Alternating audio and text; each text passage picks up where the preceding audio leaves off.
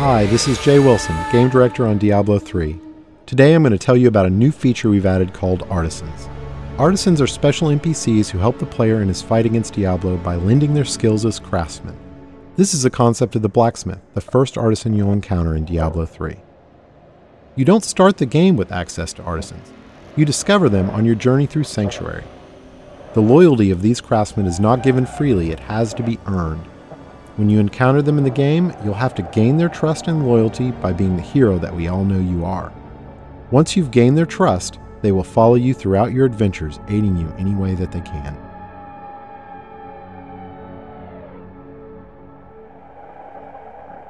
We knew we wanted to add a crafting system to Diablo 3, but we felt that the idea that the player would have a side job on top of the immediate pressure of saving the world didn't really fit the tone of a Diablo game. We also didn't want the player to have to spend a ton of time banging on an anvil when they should be out killing things. So instead, artisans will do the crafting for you. As you can see, the blacksmith has set up shop in New Tristram and is ready to help out. Artisans can act as a normal vendor, selling a variety of useful items and purchasing anything you don't want to keep in your bag. All artisans can also craft certain items, depending on the type of artisan. The blacksmith mostly focuses on weapons and some types of armor. On top of that, all artisans have special abilities unique to them. The blacksmith can repair items, but most importantly, he can add gem sockets to some item types that do not already have sockets, regardless of the quality of the item.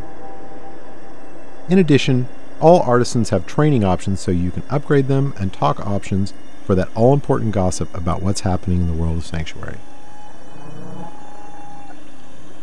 Let's talk about crafting first. Crafted items are meant to be an alternate way for the player to acquire items.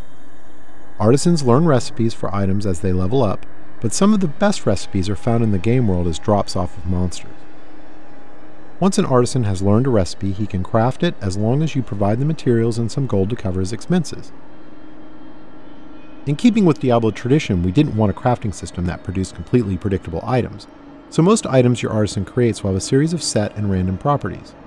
Here we see a few items that have some set, but mostly random properties. These could be good for any class depending on what properties they produce.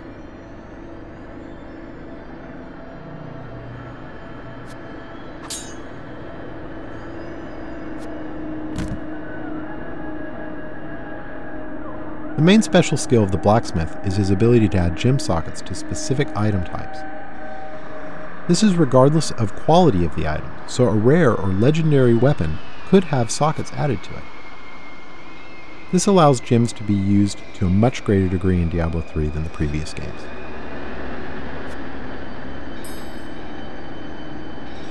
To craft items you need materials. Materials are acquired primarily through salvaging.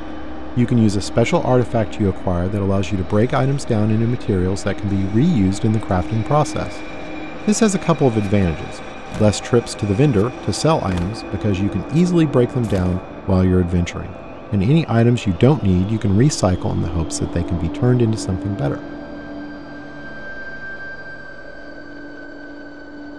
Artisans can be improved over time. The artisan does this by using crafting materials you provide him to train and practice. As you can see, once you've acquired the right materials, the upgrade process is quick. The goal here is to put the time investment into acquiring the materials you need through fighting monsters, not have you spend tons of time in town with your vendor. One of the great things about artisans is that they are visualized in the world. As you can see, now that the blacksmith has leveled up, the look of his shop is improved.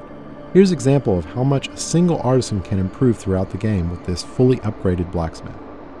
Once you're done dealing with your artisan, you're free to take your newly acquired fat loot and return to monster fighting and rainbow viewing.